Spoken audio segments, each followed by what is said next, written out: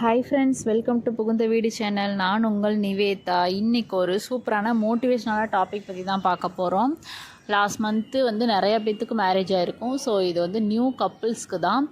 So அந்த வீடியோஸை new couple ஆகிய நீங்கள் பார்த்தாலும் சரி, இல்லை உங்கள் அம்மாவாகிய நீங்கள் பார்த்தாலும் சரி, ஏன்னா அம்மாங்கெல்லாம் ரொம்ப சர்ச் பண்ண ஸ்டார்ட் பண்ணியிருப்பாங்க இப்போலாம். ஸோ யார் பார்த்தாலுமே சரி, அவங்களுக்கான ஒரு ஸ்மால் அட்வைஸ் தான் இந்த வீடியோவில் பண்ண போகிறேன். அதுக்கு முன்னாடி நம்ம சேனலை சப்ஸ்கிரைப் பண்ணவங்க சப்ஸ்கிரைப் பண்ணிக்கோங்க. என் ஃபோன் நம்பர் நான் ஸ்க்ரீனில் கொடுத்துருக்கேன். விருப்பம் இருந்தால் பர்சனலாக ஜாயின் பண்ணிக்கோங்க.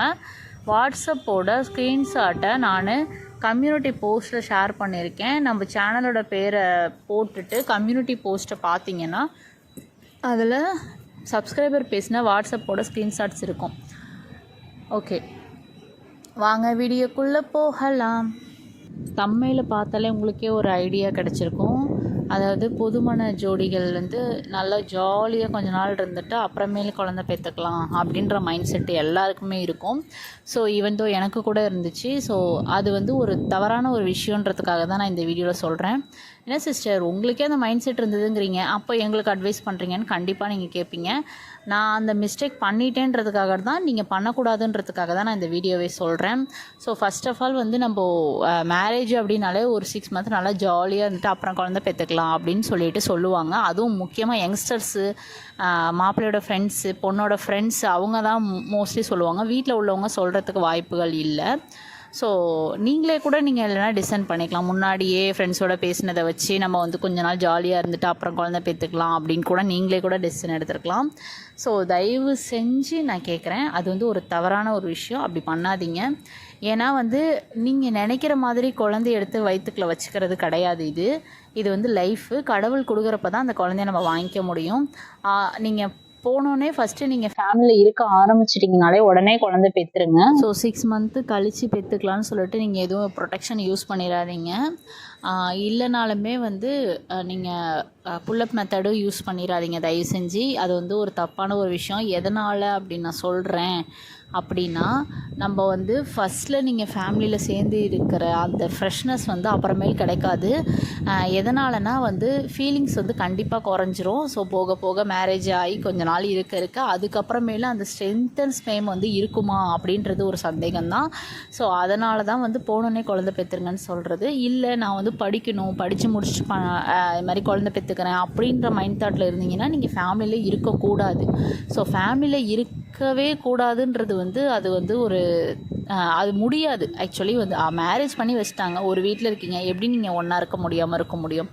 ஸோ ஒரு ரூமில் இருக்கும்பொழுது ஆப்வியஸாக இருந்து தான் ஆவீங்க. ஒன்று இந்த டெசிஷன் எடுங்க, ஒன்றாவே இருக்கக்கூடாது, குழந்தை வேண்டாம். எப்போது நீங்கள் குழந்தை வச்சுக்கணும்னு நினைக்கிறீங்களோ அப்போது நீங்கள் ஒன்றா இருந்து குழந்தை பெற்றுக்கோங்க.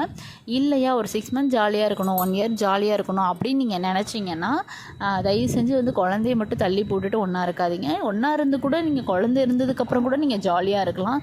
ஸோ அது உங்களுக்கு இப்போ இந்த பேச்சுலர் லைஃப்பை விட ஆஃப்டர் பேபிஸ் வந்த லைஃப் இன்னும் சூப்பராக இருக்கும் உங்களுக்கு.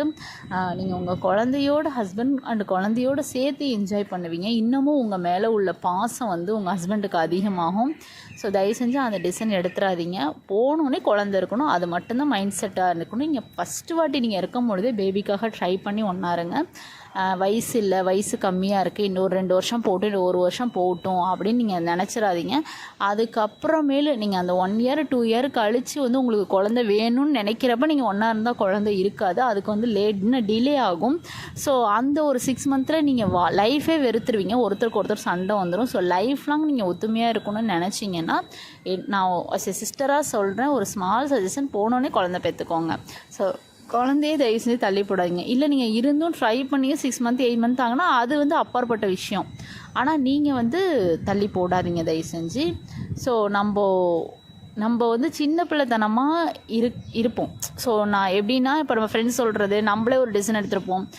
நம்ம கொஞ்சம் வருஷம் ஜாலியாக இருக்கணும், குழந்தெல்லாம் ஜாலியாக இருக்காது, குழந்தை மேலே பாசம் போயிடும், நம்ம மேலே பாசம் வராது, அதெல்லாம் சும்மாங்க.